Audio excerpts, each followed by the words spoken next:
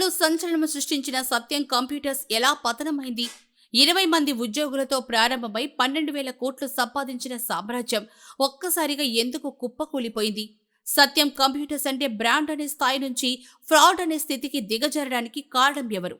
సత్యం computers Lingaraju చేసిన scam ఏంటి?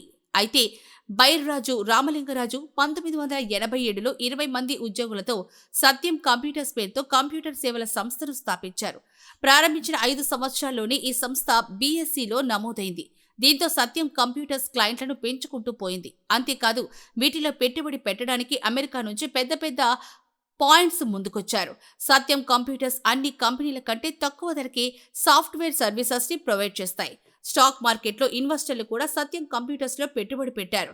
2006 సంవత్సరానికి సత్యం కంప్యూటర్స్ టర్నోవర్ 100 కోట్లు దాటింది. ఇండియాలోనే కాకుండా పలు దేశాల్లో సత్యం కంప్యూటర్స్ బ్రాంచ్లు ఏర్పడ్డాయి. ఈ కంపెనీలకు విపరీతమైన లాభాలు వస్తూ ఉండడంతో 2001లో సత్యం రామలింగరాజు రియల్ ఎస్టేట్లో పెట్టుబడి పెట్టడం మొదలెట్టాడు. ఇక్కడే ఈయన పతనం స్టార్ట్ అయింది. కంపెనీలకు వచ్చిన లాభాలను ఇన్వెస్టర్లకు తెలియకుండా ఖర్చు పెట్టాడు. ఎవరికీ తెలియకుండా 2 కంపెనీలకు కూడా ప్రారంభించాడు. అదే మైటాస్ ప్రాపర్టీస్, మైటాస్ ఇన్ఫ్రా.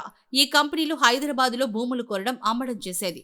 కంపెనీలకు సత్యం కంప్యూటర్స్ కి ఎటువంటి సంబంధం లేదు.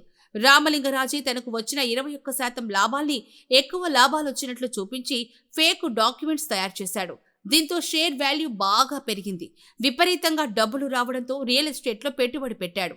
అలా కంపెనీలో 23% ఉన్న రామలింగరాజు వాటా 8%కి పడిపోయింది.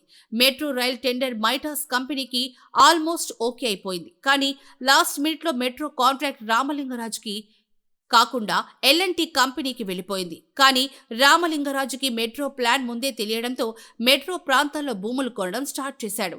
ఇటువైపు సత్యం కంప్యూటర్స్ లాభాలు ఎక్కువ చూపించడం, అప్పులు తక్కువ చూపించడం వంటివి చేశాడు. ఇలా అన్ని ఫేక్ డాక్యుమెంట్స్ చూపించాడు. రియల్ ఎస్టేట్ కూడా బాగా భారీగా పడిపోయింది. దాంతో సత్యం కంప్యూటర్స్ మెటాస్ ప్రాపర్టీస్ కొనుగోలు చేయనున్నట్లు ప్రకటించాడు. కంపెనీకి అన్ని లాభాలు వస్తున్నప్పుడు మెటాస్లో వాటా కొనుగోలు చేయొచ్చు కదా అనే ప్రశ్నలు మదుపర్లలో ఎక్కువయ్యాయి. డిసెంబర్ 2008లో మెటాస్ కొనుగోలు ప్రయత్నం విఫలం కావడంతో భారతీయ పెట్టుబడిదారుల్లో కార్పొరేట్ పాలనపై ఆందోళన మొదలైంది.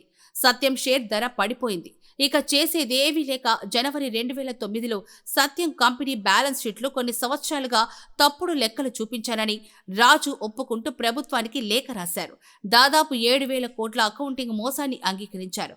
ఒక చిన్న అబద్ధం, దాన్ని కప్పిపుచ్చుకునేందుకు తిరిగి తప్పు చేయడం, ఇలా చేస్తూనే పోయానని ఆయన తన లేఖలో తెలిపారు. జనవరి 2009న సత్యం బోర్డు నుంచి రాజీనామా చేశారు. భారత ప్రభుత్వం సత్యం సంస్థ నిర్వహణను తాత్కాలికంగా కొందరు అధికారులకు అప్పచెప్పింది. తర్వాత 2009 ఏప్రిల్లో వేలం ప్రక్రియ నిర్వహించింది. దీనిలో టెక్ మహీంద్రా సత్యం కంపెనీని కొనుగోలు చేసింది. దీంతో మహీంద్రా సత్యంగా పేరు మార్చింది. రాజును పోలీసులు అరెస్ట్ చేశారు.